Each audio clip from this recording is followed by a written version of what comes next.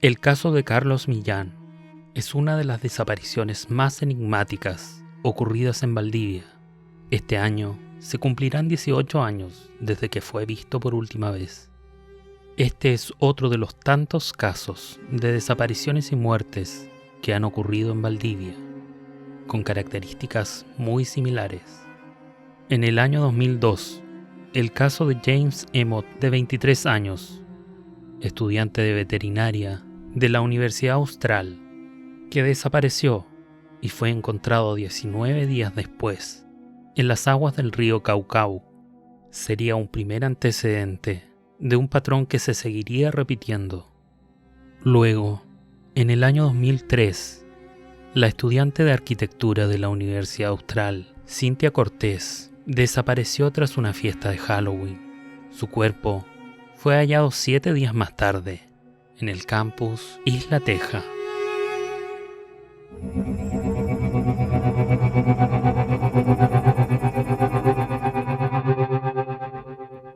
El viernes 30 de septiembre de 2005, Carlos Millán asistió a clases esa mañana en el campus Isla Teja de la Universidad Austral.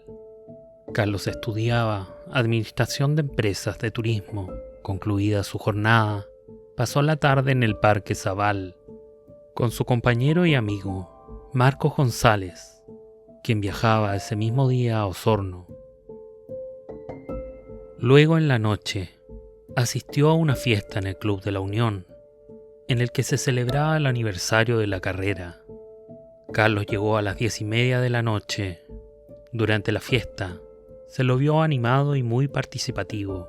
Carlos se despidió cerca de las 2:30 am y se fue. Cerca de las 3 am, regresó a su habitación en una pensión de Aníbal Pinto. Dejó la chaqueta con la que andaba, su celular, su cámara y billetera. Eso fue establecido por la declaración de Isabel Barril, la dueña de la pensión, que lo vio de espaldas ingresando a su habitación. Agregó que tras eso no lo volvió a ver. El día lunes, durante la tarde, una amiga del joven llamó a la madre de Carlos para preguntarle si éste había viajado a Ancud, porque no sabía nada de él desde el viernes. Sus amigos y compañeros estaban preocupados. El joven había faltado a una importante prueba y no contestaba a su celular. Aquello alertó a su grupo familiar, quien comenzó a prepararse para viajar hasta Valdivia. El grupo de amigos empezó a inquietarse por la ausencia de Carlos, por lo que decidieron entrar por la fuerza a la habitación del joven para ver si es que Carlos estaba dentro. Quizás podía haberle pasado algo, pensaron, pero no lo encontraron. La decisión no fue autorizada por los dueños de la pensión, Pablo Delgado, un ex carabinero, y su esposa, Isabel Barril, lo que generó un gran altercado. Producto de ello, Carabineros concurrió hasta el lugar. El mismo grupo de amigos presentó la denuncia por la desaparición del joven. La familia de Carlos Millán llegó a Valdivia en la madrugada del martes. Allí los recibió un sobrino, Víctor Godoy, quien vivía en Valdivia, el cual los alojó en su casa. Esa misma mañana de día martes, la familia realizó una denuncia ante la Fiscalía por la desaparición del menor de sus hijos. Buscaron en diversos lugares donde presumían podía encontrarse Carlos, en locales, bares, hospitales, incluso en canchas de fútbol, debido a la gran afición del joven por este deporte. Los días pasaban y ante la falta de novedades, se pidieron refuerzos desde Ancud y Keilen, uniéndose a los numerosos compañeros de universidad que apoyaron desde un principio a la familia en la búsqueda. Recorrieron humedales, quebradas, buscaron en matorrales y en diversos lugares. La ciudad se había llenado de carteles con la foto de Carlos Millán. Las diligencias oficiales En la pensión donde vivía Carlos, demoraron. Los dueños de la pensión, tras una semana de ausencia del joven, solicitaron a la familia sacar sus pertenencias de la habitación, sin que se llevaran a cabo todavía las pericias. La madre de Carlos decidió guardar todo meticulosamente, incluso la basura que el joven había dejado en la habitación. Todas aquellas piezas de evidencia no fueron solicitadas hasta tiempo después, indicó la familia. Tras hacer una clasificación completa del contenido, la familia y el abogado de la familia pudieron reconstruir parte importante de lo sucedido en las últimas horas y días previos a la desaparición de Carlos. Entre boletas de compras o recibos de cajeros automáticos, nada podía atribuirse a una conducta fuera de lo normal. Esto, sumado a los testimonios sobre su participación activa en las actividades de su carrera universitaria durante la semana y su presencia animada en la fiesta de la noche del 30 de septiembre, permiten establecer que Carlos estaba en un buen momento, que no se le veía preocupado ni deprimido. No obstante, el perfil psicológico, que luego sería elaborado por peritos, pintaba un panorama totalmente opuesto a lo que sus más cercanos habían percibido. Según la familia de Carlos Millán, se buscaba la salida más sencilla y rápida para cerrar la investigación. Incluso el intendente de la región de ese entonces, Jorge Vives, citó a los padres del joven para informarles que lo más probable es que su hijo se había... Lo primero que nos dijeron es que la primavera, durante septiembre y octubre, era época de... comentó Pamela Millán, la hermana de Carlos. Esa hipótesis se volvió persistente para los investigadores.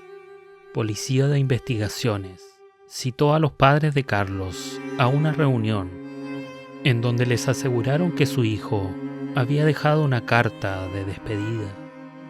Uno de los funcionarios trajo la supuesta carta, pero no era una carta, era un escrito en un cuaderno que decía algo así como: «Te extraño, eres tan bonita». Eso no es una carta de despedida, es un pensamiento que él tenía hacia una persona, pero jamás diciéndole nada relacionado a lo que ellos sostenían. Nada de eso existía, concluyó la hermana de Carlos. Por otra parte, el fiscal del caso, Juan Pablo Levedina, nunca barajó esa posibilidad, al menos no lo planteó ante la familia, ni públicamente. Carlos Millán tenía grandes planes a futuro y estaba entusiasmado por desarrollar el turismo en la Isla Grande. Esa pasión lo llevó a decidir trasladarse a Valdivia, donde impartía la carrera de turismo. Carlos tenía grandes metas y estudiar turismo era un paso para concretarlas. Carlos había heredado una parcela en Chiloé por parte de su abuelo paterno y junto a su padre, Hugo Millán, tenían la idea de montar un proyecto turístico en ese terreno. El joven ya estaba en tercer año de su carrera y veía cerca la meta. El verano de ese año incluso realizó una prepráctica en una empresa de turismo en Chiloé, la cual no era remunerada, pero le significaba aprendizaje. Las condiciones para la búsqueda no eran favorables. No había una camioneta doble tracción para entrar en los lugares donde podría estar el joven. Se necesitaba un equipo submarino especializado para buscar al joven, lo cual solo fue posible obtener tras una reunión en La Moneda de los padres de Carlos con el presidente de ese entonces, Ricardo Lagos. Pero los resultados seguían siendo nulos.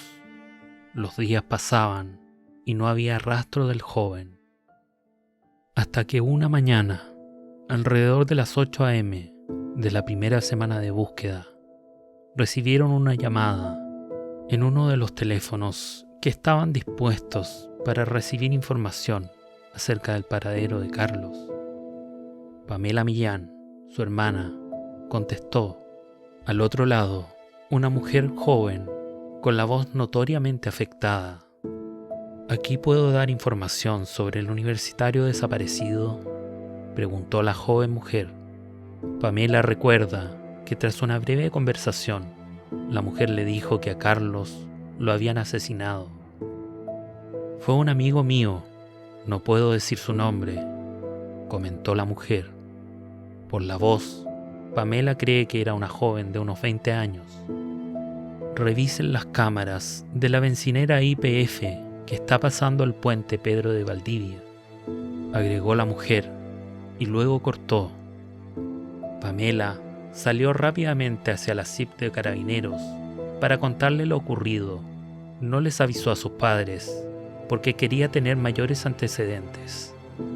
Carabineros se comprometió a seguir la pista de esta misteriosa llamada, pero días después se comunicaron con el padre del joven para indicarle que su hija Pamela había inventado esta historia. Ante este hecho, Pamela fue nuevamente a la CIP de Carabineros en busca de aclarar el hecho. Allí le indicaron que habían pedido el registro de llamadas y no había ninguna llamada realizada a ese teléfono desde el día jueves a mediodía hasta el sábado a mediodía, por lo que su versión no tenía sustento.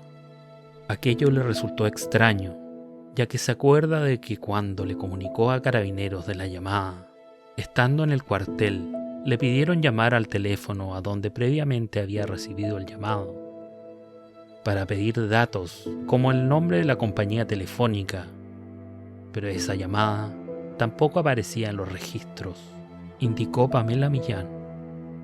Además agrega que ese teléfono estaba recibiendo llamados todos los días con información acerca del posible paradero de Carlos. Según relata la familia, más de 2 meses demoraron en solicitar el registro correcto. Aquella crucial llamada se pudo rastrear hasta un teléfono público cerca del terminal de buses de Valdivia, donde había cámaras, pero debido al retraso en la obtención de esta información, el registro ya no existía. Fue la pista más concreta que tuvimos, pero se la farrearon o ocultaron derechamente, sostuvo Pamela Millán, que reconoce a CIP de Carabineros como la policía que más les ayudó, aunque considera que el proceso investigativo estuvo lleno de falencias e incompetencias. A ello se suman errores que dilataron las indagatorias, como aquella cuando el Ministerio Público pidió acceder a los movimientos bancarios del joven y se equivocaron en el número para corregirlo recién medio año después. El proceso de búsqueda se extendió por 5 años. Se llevaron a cabo 968 diligencias investigativas. Se tomaron 118 declaraciones, además de 60 entrevistas con el fiscal, pero no hubo resultados. La causa penal se cerró en el año 2010, cuando el fiscal pidió al juzgado de garantía no perseverar en el procedimiento por la falta de antecedentes que permitieran imputar a alguien por la desaparición de Carlos Millán. El juez de turno accedió el 19 de julio de 2010. Existen diferentes testimonios que mantienen un hilo de esperanza en busca de esclarecer el paradero del joven Chilote. Estos aparecen en los 8 tomos de la carpeta investigativa. Uno de esos testimonios lo ubica en la madrugada del sábado en el puente de Valdivia, aunque reconocen no tener certeza. Otro testigo, que iba a bordo de un auto, dice que lo vio caminando solo cerca del terminal de buses de Valdivia. También hay otros 2 testimonios que aseguran tener total seguridad de haberlo visto en el cabaret La Zulema, tomando una Coca-Cola y conversando con 2 hombres que llegaron en una camioneta blanca con vidrios polarizados. Los testimonios sostienen que Carlos y los 2 sujetos se retiraron a las 5 de la madrugada, al mismo tiempo, pero en distintas direcciones. Posterior a eso, al menos 2 testigos aseguran haberlo visto alrededor de las 9 de la mañana de ese sábado 1 de octubre por las canchas de Anfa, conversando con un sujeto. Ningún testimonio apunta a una pelea entre Carlos y las personas con las que supuestamente fue visto.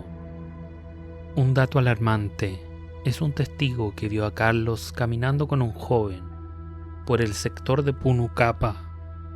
Ese testimonio sirvió para la confección de un retrato hablado. Presuntamente, el individuo habría declarado anteriormente en el caso. Aunque se anunció la elaboración de este retrato, no existe registro de que haya sido difundido. Esos testimonios y el misterioso llamado pueden ser la clave para poder resolver este caso. Encontrar los restitos. Para mí con eso es suficiente. Me iría tranquila a descansar cuando sea el momento, pero así no puedo vivir tranquila, sin saber nada de él. ¿Dónde está? Me imagino muchas cosas, y ahí queda, porque no tengo cómo saber nada más. Uno a estas alturas ya no busca culpables, no busca castigar a nadie, solo encontrarlo, dijo Cristina, la madre de Carlos, al diario de Valdivia, entre lágrimas. Su padre, Hugo Millán, señaló estar desilusionado de la justicia, responsabilizando a la fiscalía por la falta de pruebas que pudieran dar con el paradero de Carlos, y agregó: la justicia no existe para los más humildes.